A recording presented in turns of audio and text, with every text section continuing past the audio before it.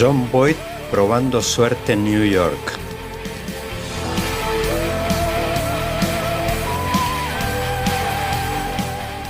La mano justiciera de John Wayne matando a Liberty Balance.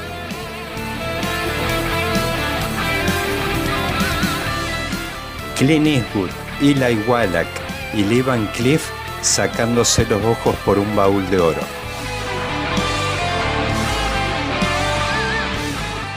El duelo inolvidable entre Henry Fonda y Charles Bronson. O simplemente el pantalón que usa a diario todo el mundo.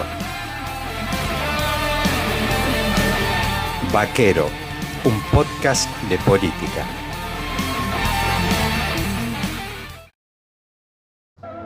Hola queridos amigos, quiero invitarlos este próximo sábado a un nuevo capítulo de La Hora del Federalismo en tándem con Vaquero, un podcast de política.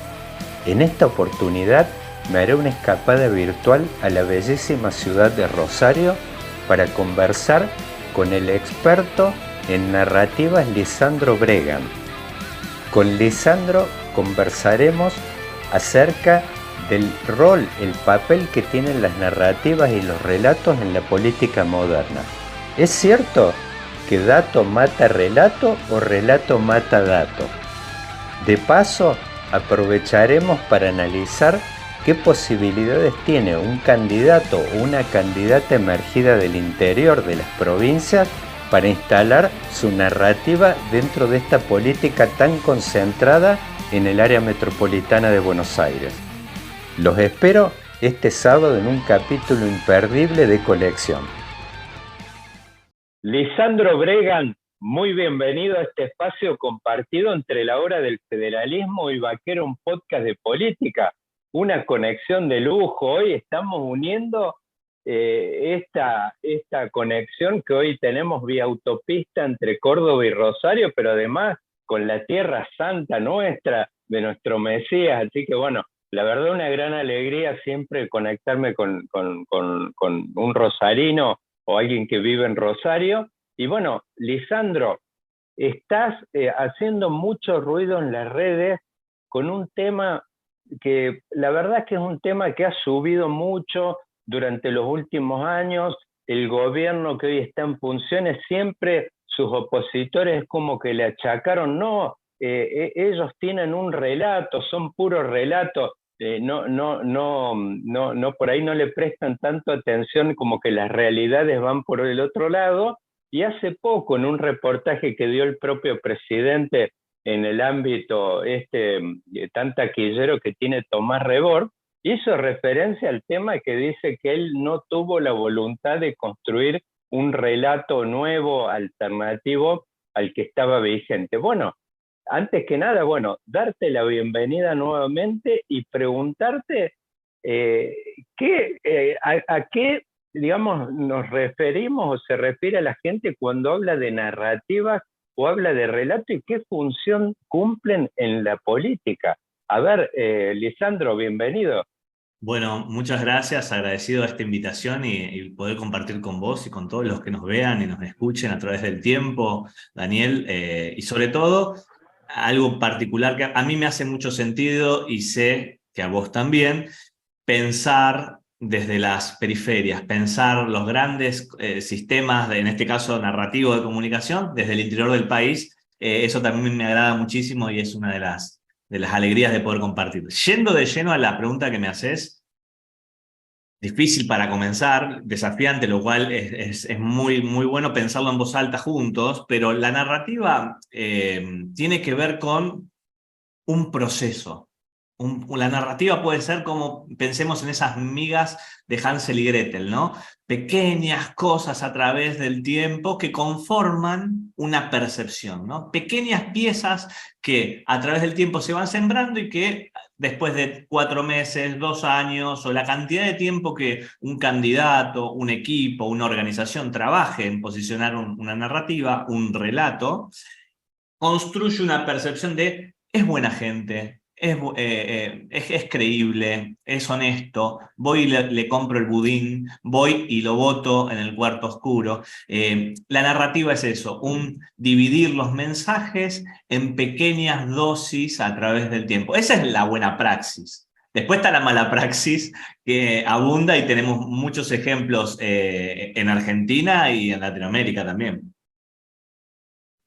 Lisandro, vos sabés que yo uno de los, por ahí te diría de las experiencias más impactantes que tuve, a finales de los 90, trabajaba en un instituto donde recuerdo fui muy testigo directo de una campaña que encaró en aquel momento de la Rúa, con un spot que lo había diseñado y creo que producido un gran publicitario argentino que después se volcó mucho a la publicidad política, que es Ramiro Agulla. Y me acuerdo, aparecía de la Rúa con un latiguillo muy fuerte en un spot diciendo, dicen que soy aburrido, que no ando en Ferrari. Y por supuesto, ahí aparecía el contraste con Menem yendo en su Ferrari a Pinamar. Y yo recuerdo, es increíble porque esto uno por ahí, alguien que nos escucha puede pensar, no, estas son cosas de los políticos, como que transcurren ahí, sobre todo ahora que se ha popularizado este concepto de la casta política, como una idea de que hay algunos dirigentes que viven ahí en una torre de marfil. Pero en aquel momento, yo me acuerdo, estaba trabajando por ahí tomándome un mate con mis compañeros de trabajo en ese instituto, y yo me acuerdo que era increíble cómo había aprendido eso a nivel de los compañeros que repetían esto, se había instalado en la calle de una forma, había aprendido qué es lo que estaba intentando generar, lo que logró generar en aquel momento ese famoso spot de Ramiro Agulla y cómo lo podemos inscribir dentro de esto que vos estabas exponiendo respecto a narrativas, a relatos. Sí, ahí voy a hacer un ejercicio retrospectivo en tiempo real, así que pido disculpas por lo desprolijo que posiblemente salga. Pero creo que hay algo que es, primero aparece una fórmula de la narrativa que es tan antigua como el teatro griego, que es el poder que vos lo mencionás del antagonismo, ¿no? Esta cuestión de la grieta, ¿no? Esta cuestión de no sé quién soy, pero no soy eso, ¿no? Entonces, la primera cuestión, no soy el menemismo, me parece que en una línea es muy efectivo. Pero hay algo también que, y acá es donde estoy arriesgando porque no tengo la evidencia de territorio y no tengo hecho la retrospectiva y el análisis hecho en esa época, pero me arriesgo a pensarlo juntos, y es lo siguiente, era aburrido escuchar a De la Rúa. Parten de algo que ahora en las nuevas corrientes de comunicación y de los equipos de trabajo serios en profundidad le llaman antropología, antropología de negocio, etnografías, es ir al territorio, no a la opinión pública de ese ecosistema político de la comunicación política, no, no, ir al territorio y decir, ¿qué pasa con este candidato? La verdad es aburrido, la verdad me aburro. Es tomar esos textuales que salen de territorio, que salen de boca de gente cotidiana de todos los días, que no es lo que le llaman el círculo rojo, que tiene opiniones elaboradas, muy socializadas, muy pensadas. No, no, no. Trabajar con esos textuales y a partir de ahí empezar a contar. Dicen que soy aburrido, o sea, están diciendo esto de mí. ¿Será que no manejo una Ferrari? El contrapunto con la imagen, con el adversario, con el antagonismo, ¿no? Y después recuerdo, y con esto cierro este punto, eh, recuerdo que a medida que va avanzando el spot, será, y se mete con cuestiones más complicadas, con hambre, con educación, y eso en narrativa también se llama doble negativo, cuando se trabaja con el antagónico, que es, le voy a poner un ejemplo porque lo trabajan las grandes industrias de narrativa, por ejemplo en el caso Batman, ¿no? El negativo de Batman, el negativo de Batman es una ciudad gótica sucia, corrupta. El doble negativo, o sea que es como, ¿qué es peor que una ciudad anárquica? Una ciudad sumida en el caos, el Joker. Entonces, esta cuestión de si vemos narrativamente, no solo trabaja con un textual del candidato de territorio, sino que le planta un antagonismo bien trabajado. ¿Con qué? Con un antagonismo de primer orden, Menem, y un antagonismo doble negativo, que es el caos o el hambre o la gestión. Si lo miramos, te lo traté de resumir en estos 2 minutos a pelo, como cabalgando a pelo. A pelo, yo veo eso, ¿no? Trabajan sobre una impresión particular y no sobre una creencia que no es aburrido nuestro candidato. Vamos a llevarlo, como pasó también, vamos a llevarlo al prime time de esa época, que era el show de Marcelo Tinelli, en donde pasó muchísima vergüenza pública y fue un caso, casi te diría, en las antípodas. No vamos a hacerlo ser otra cosa, vamos a partir de la percepción de territorio que hay de él y vamos a contar a partir de ahí. Yo creo que hay algo de eso, Daniel, no sé cómo lo ves vos.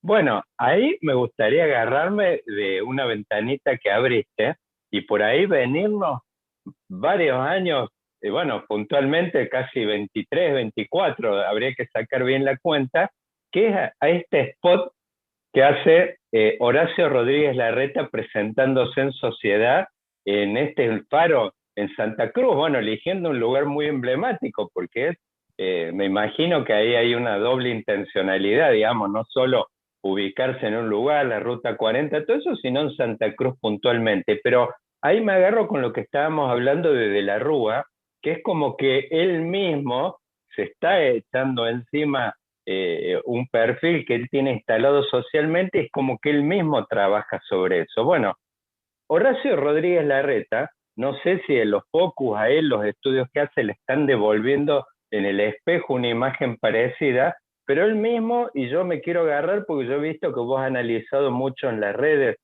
puntualmente este caso, Horacio Rodríguez Larreta también se hace cargo diciendo, no me acuerdo la frase puntual, pero él dice, bueno, ya digamos, estos líderes carismáticos, hemos hecho estas experiencias, o sea, él mismo se está ubicando en una zona como de casi repetir, por supuesto, con sus palabras de otra forma, esta expresión de la Rúa. Ahí, ¿cuál es el tema? Digamos, y ahí un poco quizás en tu sombrero de consultor. Es como que vos le aconsejás por ahí a tus clientes, a los líderes, de decir, bueno, mirá, hacete cargo antes que nada de lo que la gente está pensando de vos mismo, no esperes que los otros construyan y que encuentren alguna fortaleza construyendo en una zona donde vos en una de esas te quisiste presentar de otra forma. Y después, por ahí al costado también, me gustaría ver cómo analizás vos esto, porque ahí, digo, de la Rúa se presenta en un guión digamos, de ese tipo, en un posicionamiento de aburrimiento.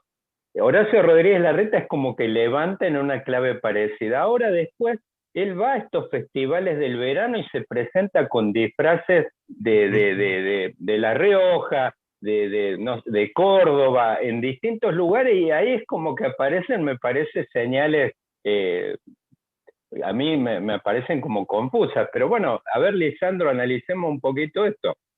Bueno, pensemos y reflexionemos en voz alta. Si, sobre todo, retomo esto que me decías, ¿no? Como consultor. Hay algo que yo aprendí, yo ya tendría que sacar las cuentas, pero hace varios años ya no trabajo más con políticos, con dirigentes públicos políticos, con servidores públicos, por decisión profesional y familiar, ¿no? Trabajo en el ambiente privado. Entonces eso también me permite analizar como casi, sin ser parte del ecosistema y teniendo memoria, me permite cierta liviandad y libertad, mejor dicho, para mirar, analizar. Y algo que yo aprendí igual, por eso cuento esto, algo que yo aprendí trabajando con un gobernador en específico, fue algo muy interesante y fue esto. El textual fue este. No fue un gobernador, fue un intendente ahora que recuerdo. El intendente me dijo, Lisandro, los consultores pueden sugerir, pero el que toma la decisión es el líder. Eso me encantó. Entonces, yo llevo a la mesa opciones, hipótesis, evidencias, pero el punto de partida es ¿Qué querés hacer? El punto de partida es a Horacio Rodríguez Larreta, a Bullrich, a quien sea, a Milei, a quien sea que esté al frente, ¿no? A la hora de comunicar, es qué quieren construir. Y ahí es donde vos también, yo traigo lo que traes lateralmente, en donde no lo sé, lo único que hago es leer focus, encuestas, percepciones que tienen cortes semanales. Entonces hay algo ahí, una profunda indefinición en donde me disfrazo de surfer en las olas, voy a neutro, comparto estadísticas, establezco como un trabajo multivariable, como un pavo real, porque creo que más o menos todos los flancos voy a estar cubriendo, ¿no? Ahí hay un gran error comunicacional porque hay una infoxicación, es intoxicar de información, es construir múltiples capas de percepción. Entonces, cuando una persona dice, no solo es buena gente, sino que tiene plata y la verdad, le gusta curar a perritos en la calle. ¿Te gusta mi novio, mamá? No sé, medio raro, ¿viste? No, vamos a conocerlo. Genera muchísima desconfianza cuando hay una multivariable de comunicación.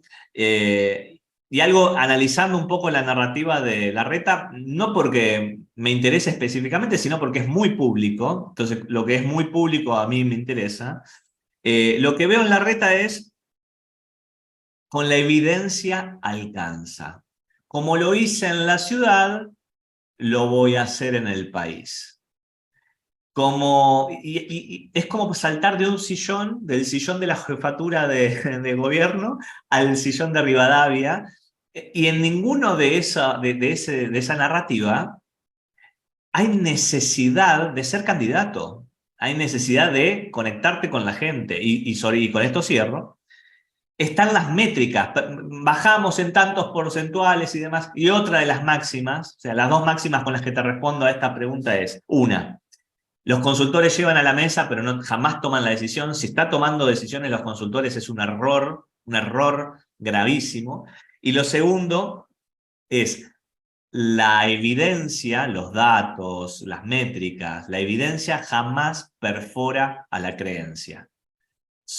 Que eso también pasa mucho, el dato mata al relato, jamás el dato va a matar al relato, son dos caminos que tienen que estar bien trabajados, bien tratados y que tienen que estar alineados. Así que yo creo que Larreta es eso, un hombre de evidencia, un hombre que renuncia a ser carismático y que está focalizando toda su narrativa desde datos y desde, a mi modo de ver, focus, porque permanentemente construye percepciones de a dos o tres por semana, ¿no?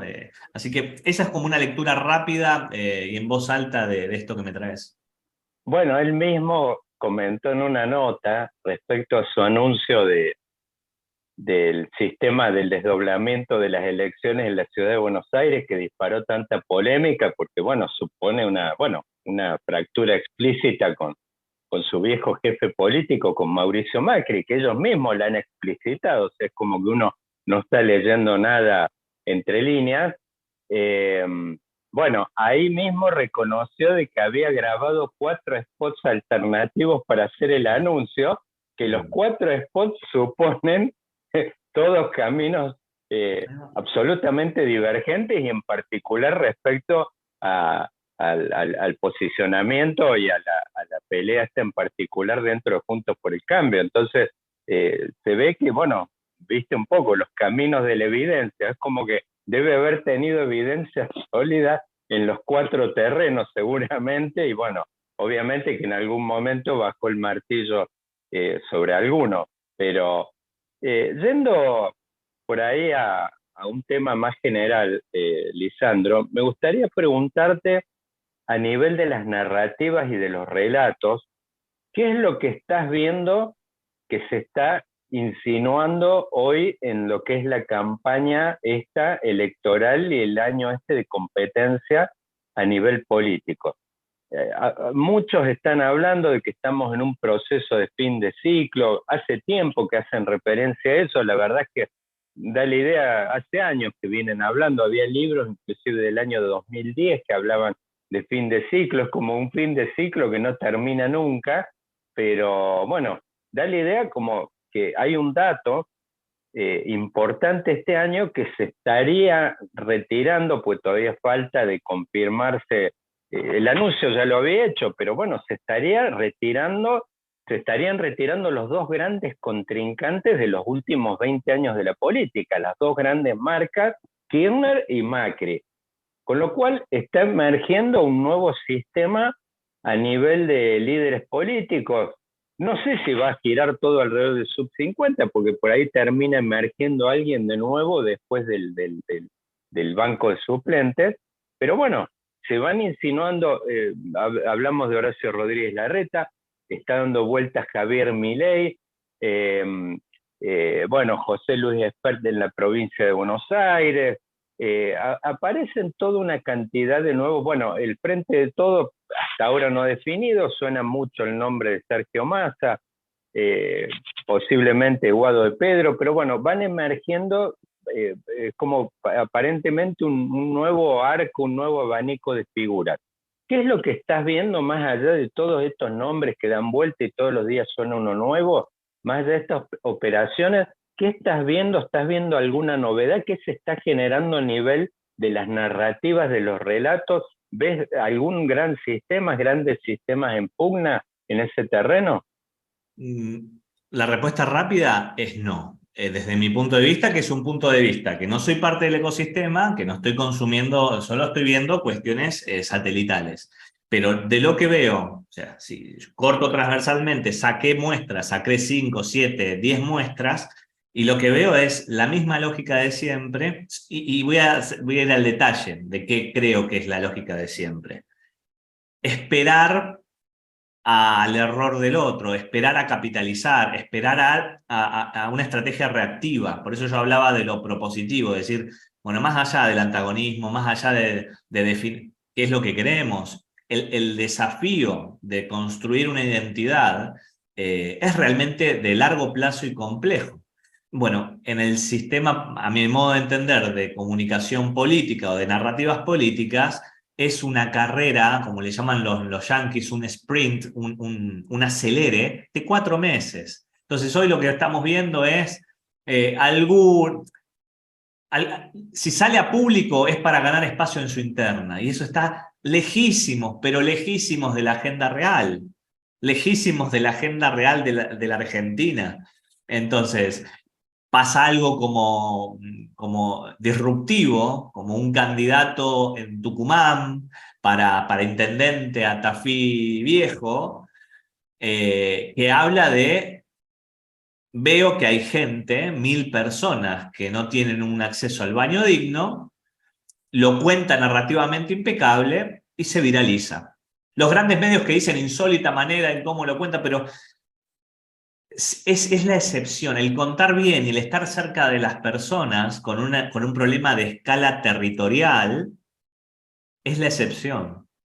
El caudal, el flujo de información, la velocidad, pasa por los grandes nombres, los grandes ministros, las grandes pesadillas y sueños de estas personas, que no necesariamente dejan espacio para el deseo, el sueño y las pesadillas del resto de los mortales. Entonces yo, en ese sentido, las grandes narrativas de la comunicación política que a mí me toca ver desde afuera, siguen con la misma tendencia. Vamos a mostrar las cartas 3, 4 semanas antes de las PASO, y ajustaremos ahí sí, con la mejor de las encuestas, que es las PASO, ajustaremos y quemaremos recursos de acá al final de año para las generales.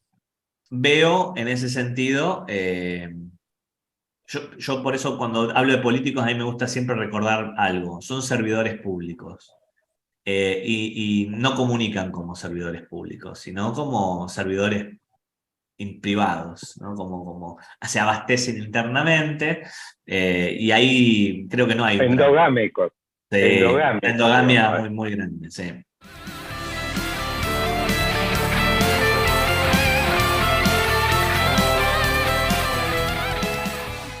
O sea, en realidad es comunicar para la interna. Estás comunicando por ahí en una de esas a tu militancia o para dirimir alguna cuestión con alguna de las agrupaciones, pero ahí Lisandro, me parece que abriste un tema muy interesante, que yo te vi analizándolo el otro día puntualmente con este spot tan polémico que subió Burlando, eh, que es el tema de, vos hablaste recién como de una carrera, es como que hay dos carreras en juego acá, que es una carrera de largo plazo, un posicionamiento que vos lo vas abonando, es como que vas haciendo todos los palotes en un camino, como que lo vas regando, y de repente, bueno, en un momento, obviamente, cuando llega el sprint, es el momento que aparecen, y bueno, cuando te prenden todas las luces y los flashes, vos como que estás abonando, pero es como que es un capítulo, gran capítulo, pero dentro de un guión que vos venís construyendo, una construcción, una especie de vía crucis de 14 estaciones. Vos, acá en este terreno, lo que es el paño político en particular, ¿ves alguna, aunque sea en la segunda o tercera línea, que venga construyendo, que vos digas, aparece una cuestión más allá de que en una de esas no sea de gran taquilla, pero que vos decís a alguien que viene abonando un camino, que le está dando una lógica, hay como una construcción, un entramado donde, bueno, eventualmente si le cae la sortija a tal o cual, digamos, figura, vos decís, bueno, en una de esas puede ponerlo en valor, resaltarlo. ¿Ves algo? Esto, y bueno, te pregunto esto en general y después aplicado en particular, donde aparece como que parece que la gran vedette en este momento electoral, lo único que sube dentro de una política en general que baja o que está estancada, en general, aparentemente uno después puede discutir la magnitud con los encuestadores, es este sector liberal, libertario que le llaman, me gustaría ahí. Pero bueno, las dos cosas, a lo general y que vayamos un poco a lo particular de los libertarios. Bien. Tengo dos ejemplos personales, de una percepción personal. Me encantaría poder, de hecho, trabajo para privados analizando narrativas de ecosistemas. Entonces, no sé, si nos vamos a biología o si nos vamos a energía, podría decirte un poco esas trayectorias de segunda, tercera línea. Con política, como no lo tengo analizado y mapeado, no, pero sí te hablo de experiencia personal, de lo que pude captar a partir de estar expuesto a este Chernobyl de comunicación política. Dos casos. Uno lo mencionás vos en el segundo caso, Milei, el caso Milei. Y el caso Burlando que traes vos también.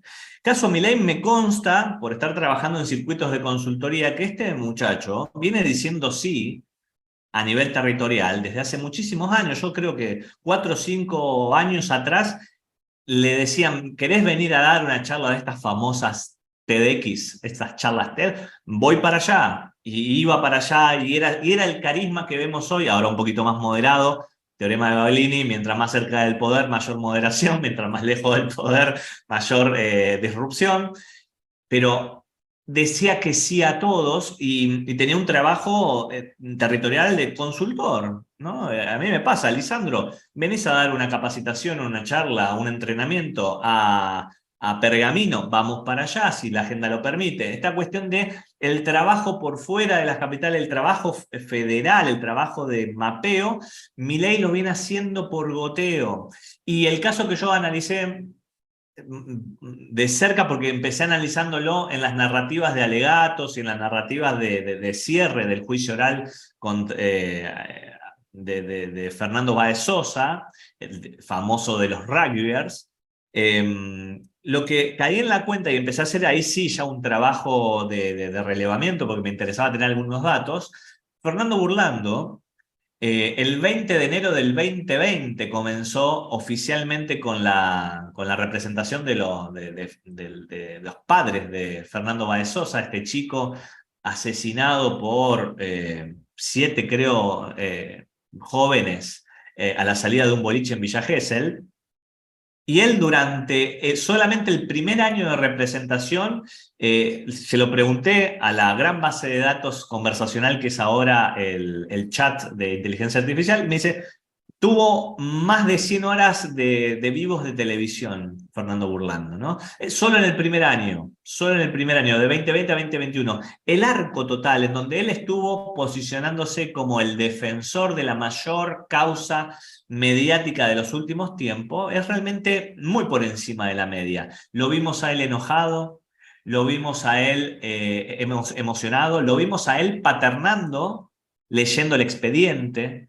Lo vimos de múltiples maneras, pero lo vimos siempre construyendo una percepción de defensor público. ¿Qué él hace en este último tiempo? Como vos decís, en esta última etapa, en este último sprint, sube el auto a la autopista partidaria, a la autopista donde se cuentan los porotos para ser candidato, y la cosa fue bastante complicada para él.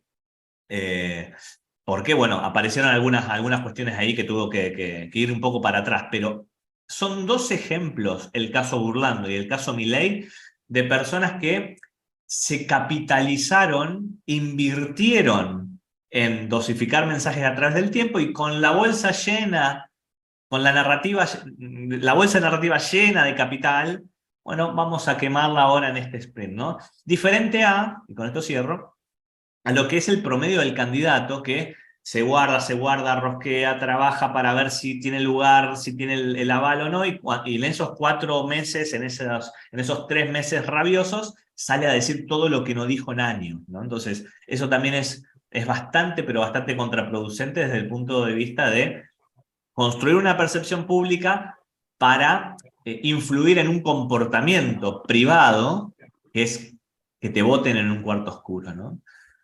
Lisandro, estamos entrando en una zona espectacular, diría yo, que yo la rotularía como poner en valor. Es fantástico. Fíjate, cuando hay edificios, en una de esas están en ruina, que han sido en su época esplendorosos, les ponen un cartel, o por ahí, bueno, por supuesto con una valla, que dicen trabajo de puesta en valor, que es muy potente ese concepto, y yo diría, vos tocado un punto que me parece importantísimo, que un poco esto cuando llega la hora de los bifes, como ahora, bueno, uno es el proceso que en una de esas puesta en valor. Ahora, si el otro no está, generar cosas desde la nada es muy difícil, y ahora parece que la política, parece que estamos en un momento como de disrupción, donde las fronteras, vos decías, yo me dedico más hoy a lo privado, pero fíjate de que la frontera entre lo privado y lo público hoy es como que se están evaporando, diluyendo, y es el momento donde aparecen de vuelta o outsiders reales. Hay dos en el tablero, Milei y Manes, puntualmente quizás han sido los dos más, con estilos distintos, pero después están los políticos tradicionales queriéndose outsiderizar, que es otra cosa, que ahí no la ve, por ejemplo, María Eugenia Vidal, que habla, si uno no la conociera, dice, bueno, en una de esas está socia de Milei. Macri mismo ayer en un evento hablando de semidinamitar. O sea, es como que los políticos ya con mucho rodaje encima están adoptando comportamientos de los que están viniendo de afuera con la lengua más suelta. Este proceso no es nuevo, lo vivimos en los 90, cuando apareció Carlos Reutemann. Era un tipo, cuando yo era chico, me levantaba todos los domingos para ver sus carreras en aquella época. Guillermo Vilas, que venía del tenis. Ayer vi, lamentablemente, estoy muy dolido de verlo en el estado de salud que está hoy. Era Dios para nosotros en aquel momento, y además es el responsable que el tenis haya tenido semejante expansión en la Argentina. Vilas, el padre del tenis en la Argentina. Ni hablar, el momento y más romance de alto impacto, fue novio de Carolina de Mónaco, cosas impresionantes de la época. Después también Daniel Scioli, que sigue dando vueltas, que venía de las carreras de lancha. Entonces, uno está viendo hoy, ayer hablaba, están sonando nombres de nuevo, que Patricia Bullrich lo estaría invitando a José Luis Chilaver. Estamos en ese momento que la política da la idea como que, es más, está dando evidencia que está echando manos a la cantera privada, donde en una de esas ha habido gente, como decís vos, que ha hecho este proceso de Burlando, de ir abonando un senderito, un camino. Bueno, por eso te preguntaba, inclusive está sonando el nombre de Galperín hace un tiempo en la política. Suena el nombre de Chiqui Tapia, inclusive con una medición muy buena que ya lo están midiendo, no sé si va a ser en este turno, pero están sonando nombres privados. Yo te hago ahí una pregunta. ¿Hay posibilidades en una de estas de alguien que emerge de la nada, sin ese trabajo, ese posicionamiento, todo ese senderito de instalar así a último momento en una campaña, por más en una de esas, con un montón de plata, de redes, todo instalar cosas allí, fenómenos de absolutamente cero? ¿O realmente vos requerís sí o sí un sendero, un camino abonado previo? Mira, es buenísima la pregunta. Siempre cuando yo escucho que le dicen al entrevistador qué buena pregunta, yo pienso que es para ganar tiempo, pero de verdad que te reconozco que es buena la pregunta. En los papeles, o sea, la evidencia marca que no, por más un outsider que viene como 9 menos 5 para que a las 9 lo voten, no logra hacer algo. ¿Por qué? Hay una escalera que hay que construir, que se llama eh, licencia social, social licensing, ¿no? Es como tener un carnet para ser una figura pública, ¿no? Esto viene del ámbito privado, de las mineras, muy, muy, muy interesante cómo se construye, pero en pocos pasos tenés que construir legitimidad. La legitimidad tiene que ver con esta persona no es un paria. El primer paso es entender de que es un ser humano civilizado. Luego que se construye ese paso, se tiene que construir el paso de la credibilidad. La credibilidad es el candidato, el líder público, comparte creencias con una comunidad en específico. Entonces, uno que viene en 9 menos 5 dice, che, este que tiene la vacuna puesta, no tiene la vacuna puesta, un paria de dónde viene. A lo próximo, ¿cuál es tu comunidad? ¿Quién te representa? ¿Qué hiciste? Y el siguiente paso es la confiabilidad. La confiabilidad es porque te creo, porque hubo una comunidad que te creyó, puedo evaluar, realizar una acción física de confianza, que es que te vote, que te haga retweet en tu cuenta, una acción física que me comprometa previamente a vos. O sea, es muy probable que si yo no le di like a un posteo de Milei, no compartí por WhatsApp un textual de él, no hice clic en una entrevista que le hicieron en YouTube, jamás lo voy a estar votando en un cuarto oscuro. Hay una memoria física, mecánica, de biomecánica, que se llama confiabilidad. Y no solo eso, falta uno más, que es la identificación psicológica. No solo creo en vos, no solo confío en vos, o sea, ya hice algún tipo de clic, algún tipo de interacción diciendo, esta persona me representa, sino que lo evangelizo, lo llevo para todos. Voten a mi ley, che, yo voy a ir por acá, lo convierto, me compro la remera, me identifico psicológicamente. Entonces, la respuesta técnica es imposible desde el punto de vista de la evidencia que una persona que llega a 9 menos 5 se legitime, construya credibilidad, construya confiabilidad y construya identificación psicológica. Esto tranquilamente puede autodestruirse en 5 segundos y venga un caso que nos revolucione las evidencias, pero si tengo que dar mi opinión personal y entendiendo un poco que las narrativas y el proceso de cómo las personas creen en personas es antiquísimo y evolucionó poco, seguimos con los mismos resortes de hace antaño. Para mí es un no rotundo. Puede sí ser un negocio muy grande para los consultores, convencer Sí, de claro. que es posible.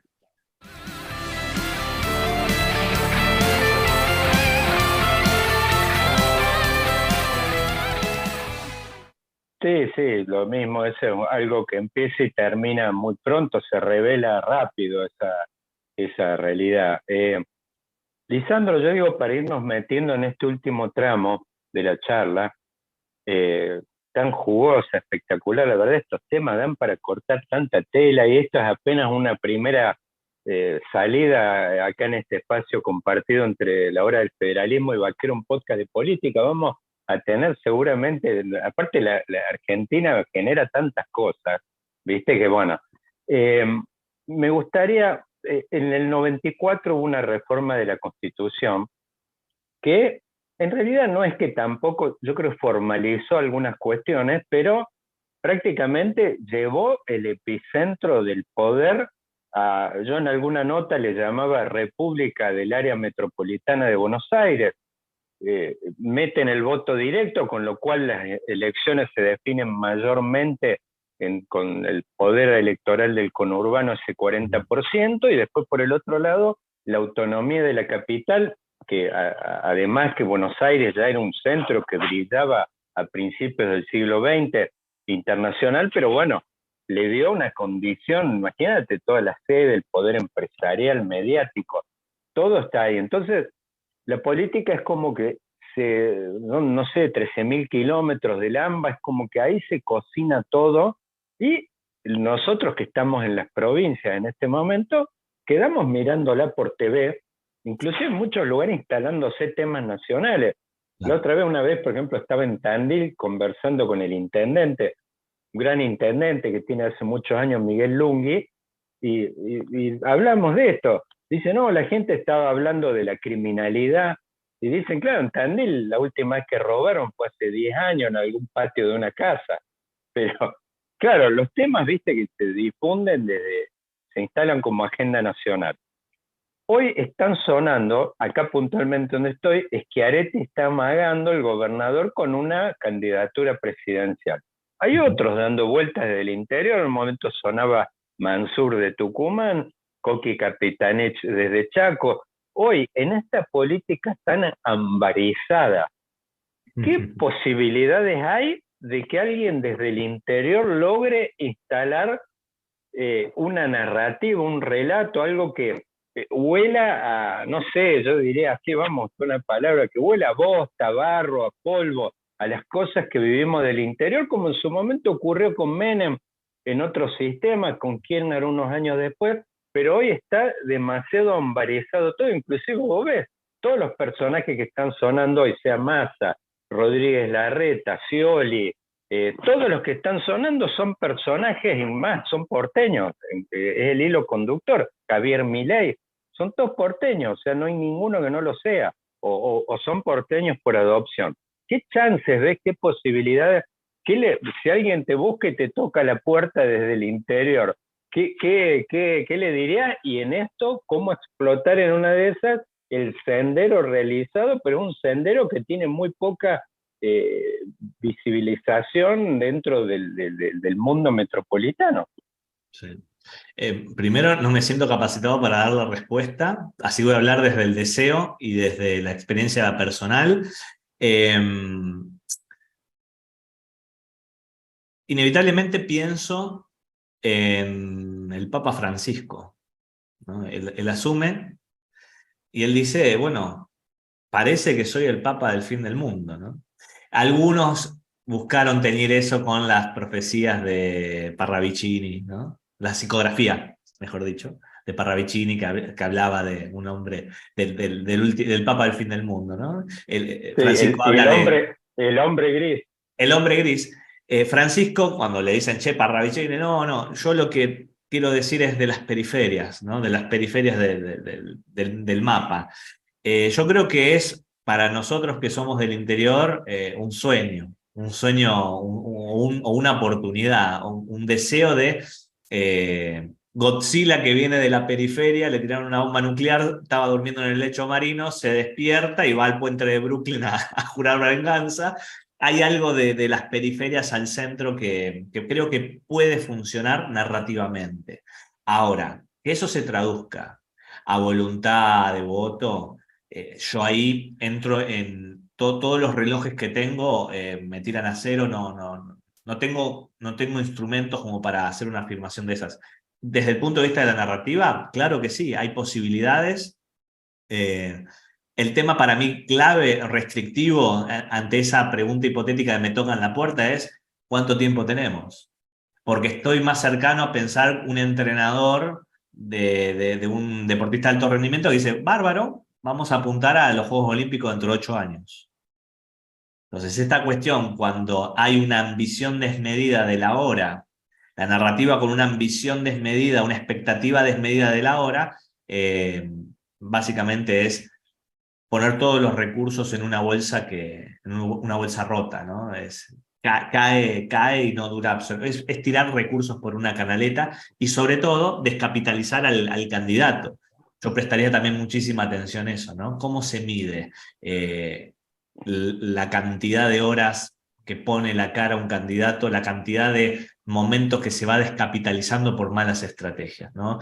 Generalmente no está muy medido eso y resiente muchísimo los liderazgos. Así que creo que sí, sería muy interesante, pero la variable es ¿para cuándo? ¿Para qué horizonte electoral? Yo creo que hacer un buen diagnóstico de el arco narrativo a presentar es muy interesante. No sé, a mí me pasa esto. Yo en Argentina, la experiencia que he tenido ha sido muy cortoplacista, muy cortoplacista.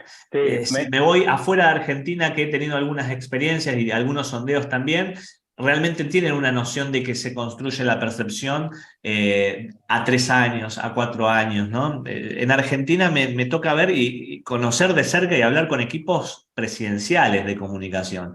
Es realmente muy improvisado, Daniel, muy claro. improvisado. Y por eso soy un poco escéptico de la buena Sí, praxis del rápido. no, te entiendo. Además, yo el caso que viví más de cerca, quizás que vi como ejemplo de lo que estamos hablando, fue el caso de Menem, que si bien es un candidato que emerge desde el interior profundo, alguno de sus coroneles en aquel momento me hablaba de que hay años que pasaba 2 días en La Rioja él. En realidad siempre construyó una identidad, por supuesto, un hombre tenía todo un guión perfectamente, esas patillas, el poncho, o sea, su presencia eterna, no había en todos los circuitos de los festivales nacionales, los rallies corriendo y un montón de cosas que abonaban un posicionamiento. Él trabajaba, era una figura de la política nacional, pero por supuesto, trabajando, como decías vos, en un horizonte durante muchos años lo hizo en su momento. Y eh, ahí me gustaría como bonus para cerrar esta charla, así como empezamos hablando de ese spot donde De la Rúa decía, dicen que soy aburrido, como echándose encima. Acá sería, usando tu ejemplo del Papa Francisco, sería arrancar de entrada diciendo, dicen que soy de la periferia, ¿no? Claro, Y, claro. por supuesto, no, no, no, no tratando de más de disfrazar lo que es indisfrazable, digamos, ¿no? La palabra no existe, pero lo inventamos ahora, no hay forma de impostar algo que no es, pero digo, ¿empezaríamos por ahí, Lisandro, o no? Sería un muy buen ejercicio y sobre todo vos dijiste algo del disfraz y yo creo que es clave. Eh, Se disfrazan a los candidatos y se puede disfrazar, ¿no? Porque de hecho se hace. El punto es que el correlato en lo que es la identificación psicológica, la credibilidad, la verosimilitud y la confianza da cero. O sea, se puede hacer, se puede asignar recursos, pero pasa que no genera ningún tipo de, como le llaman los norteamericanos, engagement, de enganche, de Sí, claro. gustado, de confianza. Yo creo que tomar el barro, el polvo, la realidad, el territorio y a partir de ahí construir la narrativa es, desde la evidencia y desde el carisma, el punto de partida siempre. El tema es quién está dispuesto, como diría un joven Fito Páez, o sea, hablando de Rosario y Ah, levantando la bandera, quién está dispuesto a ofrecer su corazón, quién está dispuesto a realmente ir a territorio y no que vayan a territorio por él sí. encuestadoras, focus, antropólogos, etnógrafos. El desafío es ese, ¿no? ¿Quién está pateando hoy los barrios? Y cierro con esto, y es muy de coyuntura rosarina. El narcotráfico en Rosario es el sistema más resiliente, sostenible y afectivo que tienen muchísimos barrios de la ciudad. El narco sabe cuando se le muere la abuela a alguien, sabe cuando alguien necesita un par de zapatillas, porque está en territorio, está metido adentro, porque sabe que sobrevive entendiendo a su gente. El, el sistema de representación política, la comunicación política parece que se olvida de eso Y cierro con esto. Recuerdo una entrevista que dio Obama a Letterman, un showman de Sí. los Estados Unidos. Está en Netflix, de hecho, se llama el contenido de Personas que no necesitan presentación. Y Obama reconoce que llega al Salón Oval a partir de contar historias. De hecho, tiene un asesor narrativo muy grande que yo lo estudio mucho, que se llama Marshall Gantz, que es un organizador comunitario. Trabaja narrativas a partir de organizar comunidades, muy interesante para aquellos que nos escuchan si lo quieren buscar. Él dice, llegamos a la Casa Blanca contando historias. Nos vamos de la Casa Blanca porque perdimos el foco de seguir contando las historias que eran del territorio de nuestra gente y nos fuimos a la agenda de las guerras, nos fuimos a la agenda de la micropolítica. Yo creo que va un poco por ahí. Si tenés el territorio y una vez que llegás a la gestión seguís manteniendo territorio, es el gran punto de todo esto. Porque somos una gran cooperativa al final de cuentas. Todos necesitamos distribuir los pesos para poder vivir juntos. Así que el tema es que los sistemas de poder y las dinámicas de poder tienden a quebrar un poco esas lógicas o a teñirlas, a confundirlas, a marearlas. Lisandro, nos despedimos con esta palabra mágica que usaste, que mencionaste, American Engagement, que tiene tanto poder, tanto sentido.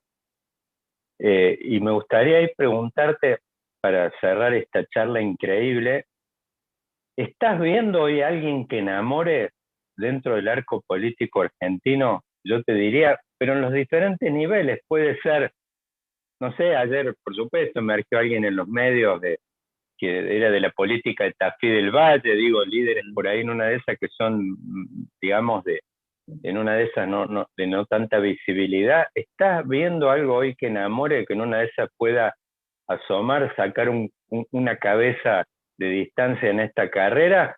¿O deberemos, yo siempre hago mención, como buen cristiano que soy, a la espera del nuevo príncipe, que yo no lo veo emergiendo tan pronto? Quizás sea un proceso, porque los príncipes no emergen en función de un calendario electoral y de una fecha. Me da la idea que hay que esperar. Mirá, a mí me parece lo siguiente. El enamoramiento creo que es difícil cuando tenés una comunidad que tiene en cada uno de nosotros un balazo en la rodilla. Es difícil amar cuando hay tanto dolor social. Por ende, yo creo que el líder que secuestre las emociones es el que va a triunfar.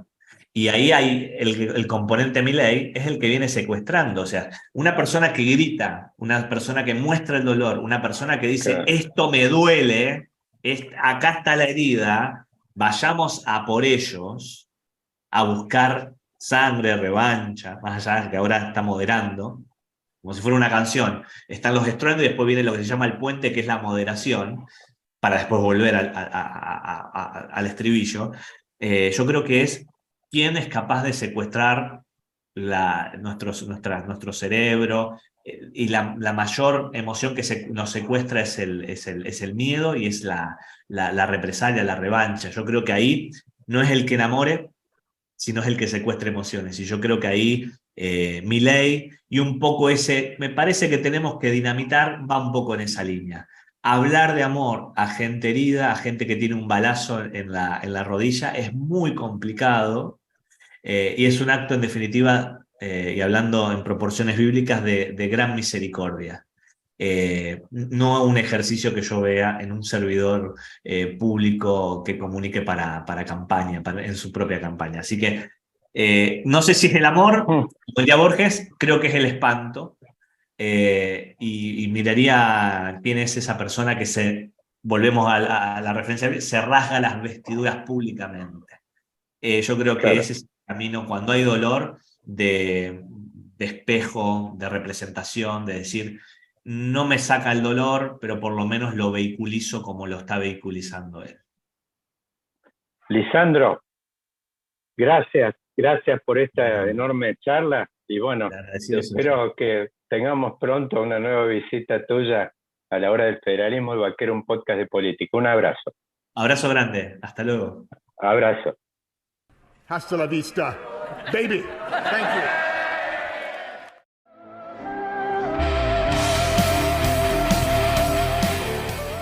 Jon Voight probando suerte en New York.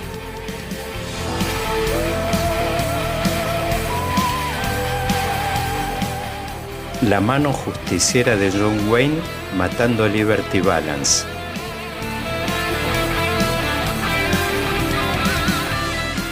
Clint Eastwood, Eli Wallach y Lee Van Cleef sacándose los ojos por un baúl de oro.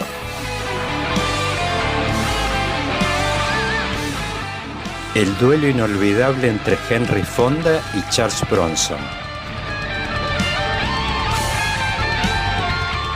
O simplemente el pantalón que usa a diario todo el mundo. Vaquero, un podcast de política.